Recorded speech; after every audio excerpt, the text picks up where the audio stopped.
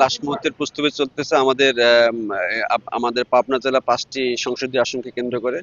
আমাদের 702টা ভোট কেন্দ্রে আমাদের প্রায় 1966 মতো লোকজন ডিপ্লয়মেন্ট আছে। পাশাপাশি আর্মি, বিজিবি, আনসার সদস্য তাদের আমাদের সঙ্গে সমন্বয় করে কাজ করছে। আমাদের একাধারে যেমন গুরুত্বপূর্ণ বা রেড ভোট কেন্দ্রের সময় যেমন সিসি ক্যামেরা, যেমন বডি অন ক্যামেরা আছে, পাশাপাশি 100% সিসি ক্যামেরার মাধ্যমেই আছে। নির্মাণে নাম্বার 1 শাহ সিমেন্ট। প্রত্যেকটা যেসব গুরুত্বপূর্ণ ভোট কেন্দ্র সেখানে যেমন আমার 2 থেকে 5 জন সদস্য আছে, নর্মালি যেখানে একজন থাকে আর কি। পাশাপাশি প্রত্যেকটা ইউনিয়নে আমাদের একটি করে মোবাইল পার্টি আছে। পাশাপাশি 74টা ইউনিয়নে 74টা মোবাইল পার্টি, 9টা পৌরসভাতে 9টা স্ট্রাইকিং, সব মিলে আমাদের যে পদক্ষেপ এবং যে প্রক্রিয়া, এই ধারাবাহিকতাতে বলতে হয় যে তফসিল ঘোষণার পর থেকে গত মাসে 22 তারিখে প্রচারণা শুরুর সময় থেকে আমরা যেভাবে আইন শৃঙ্খলা পরিস্থিতি স্টেবল রাখতে সকলের সম্পৃক্ত চেষ্টা করছি, এভাবেও আমাদের যে এখনকার যে ফাইনাল প্রস্তুতি, পাশাপাশি সকল সদস্য যে কমিটমেন্ট এবং আমাদের যে পেশাদারিত্ব, এর মাধ্যমে 12 তারিখে আমরা একটা সুশৃঙ্খল এবং জনমনে শান্তির একটা পরিবেশ সৃষ্টির মাধ্যমে সৃষ্টি করব এবং মানুষজন ভোটাধিকার প্রয়োগ করবে।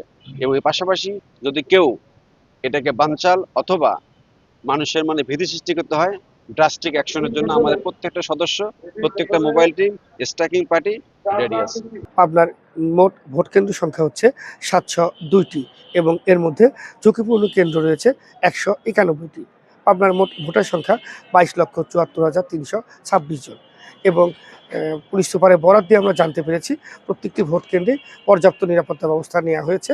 সাধারণ মানুষের যাতায়াত এবং প্রত্যেকটি ভোটার যেন ভোট কেন্দ্রে নির্বিঘ্নে ভোট দিতে পারে, এই জন্য আইন শৃঙ্খলা বাহিনীর প্রত্যেকটা ডিপার্টমেন্ট তারা সজাগ আছেন।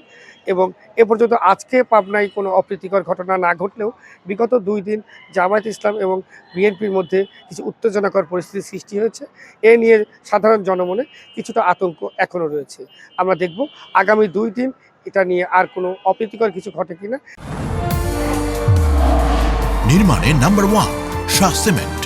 এবং পুলিশ সুপারও চাচ্ছেন যেন সুন্দর মতো এই ব্যবস্থাটা ধরে রাখতে পারে, নির্বাচন যেন সুষ্ঠু সুন্দর মতো হয়। এই বিষয় নিয়ে আমরা পর্যবেক্ষণে আছি। আমি জুবায়ের খান, এনটিভি অনলাইন, পাবনা।